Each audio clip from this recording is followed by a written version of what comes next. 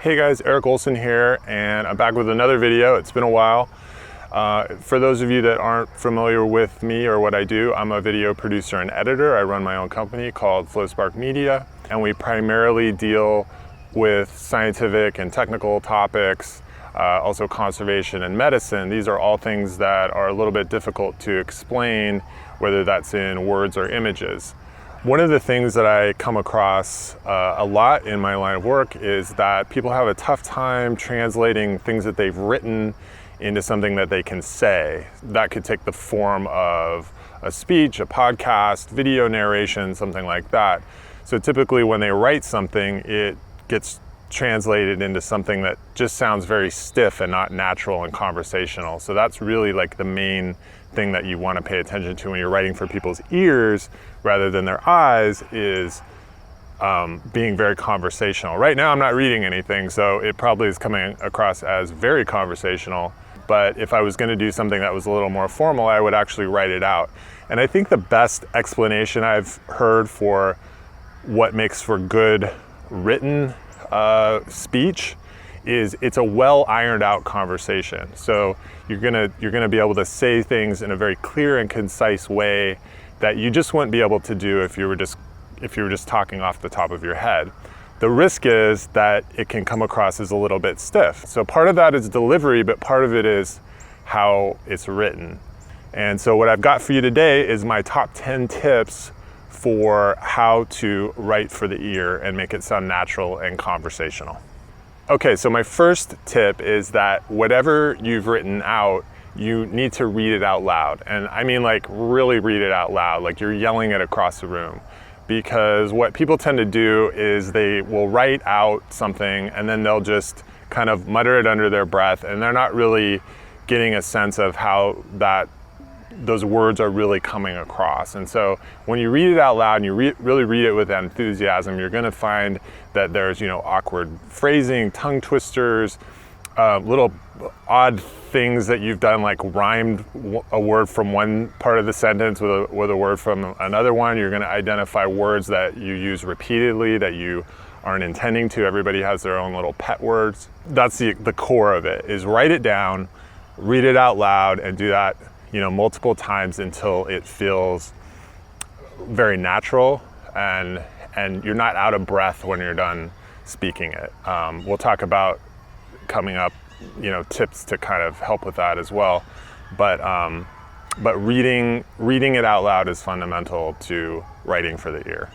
Okay, so I have examples for all of these, and so this is a silly sentence, but the book is by award-winning author Brendan Lai.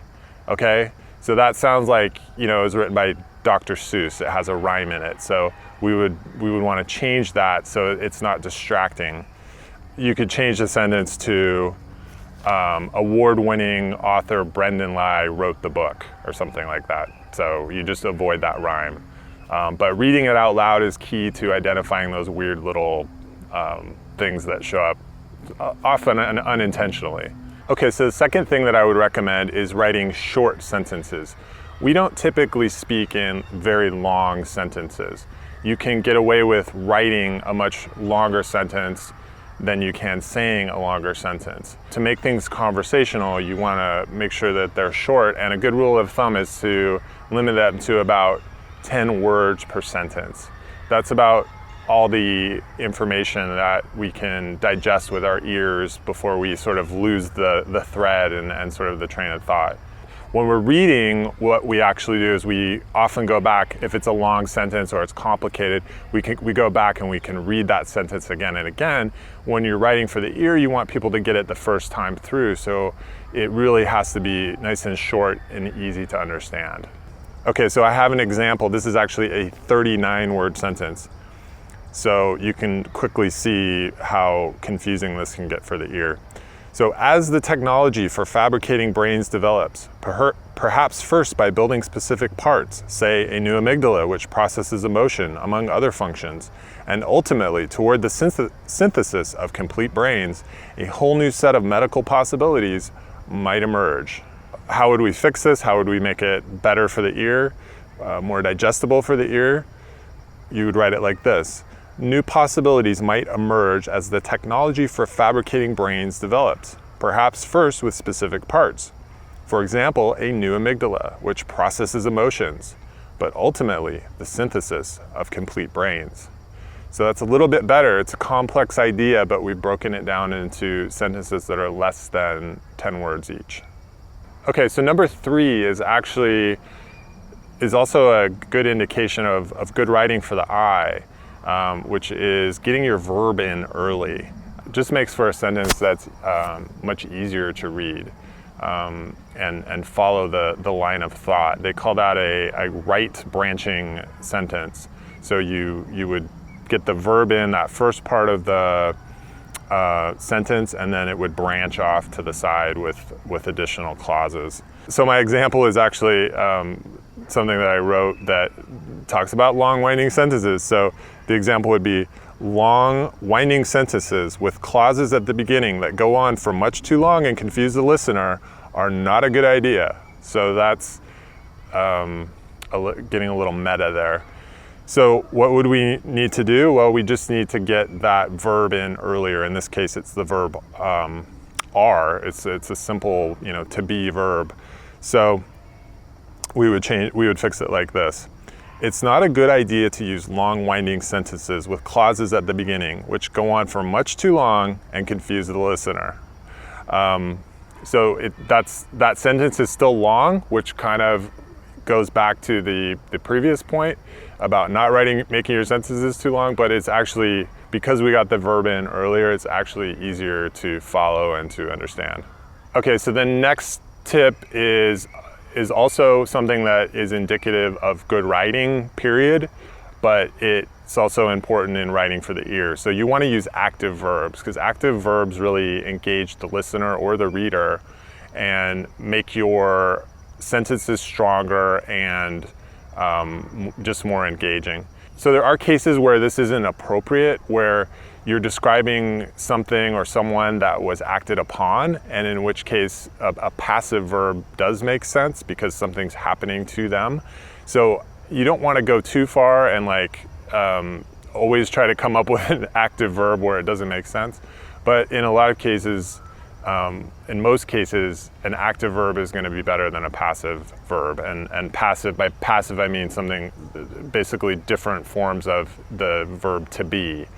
A good trick that I learned in journalism school to identify your verbs is actually to go through your entire script and circle them. And this will also make you aware when you're using verbs too many times, you're relying on those same verbs over and over again, because if you can vary your active verbs, now you're getting a really strong piece of writing. Okay, so here's an example of a sentence with a passive verb that could definitely benefit by being changed to an active verb. So it says, the data was reviewed by the scientists and they will make their recommendation to the committee. Okay, so that's just not a very compelling sentence. So let's change it around. Data is sort of the subject of the sentence, and data can't really do anything. So of course that's going to be passive. So let's switch it around. So the scientists have reviewed the data and will make their recommendation to the committee. So reviewed is more active, and we eliminated that passive verb was, which is a form of the verb to be. So all around, that's just going to be more engaging for your listener. And also putting the subject of the sentence, the scientists who are active at the beginning of the sentence. Okay, so tip number 5 is to get rid of Latinate words. So Latinate words tend to end in things like ment or ins or shus or all those sort of Latin word endings. And the thing that you want to replace them with is Germanic words, because Germanic words are actually shorter. Latinate words tend to be longer and have more syllables. So that just creates more sort of auditory confusion for the listener.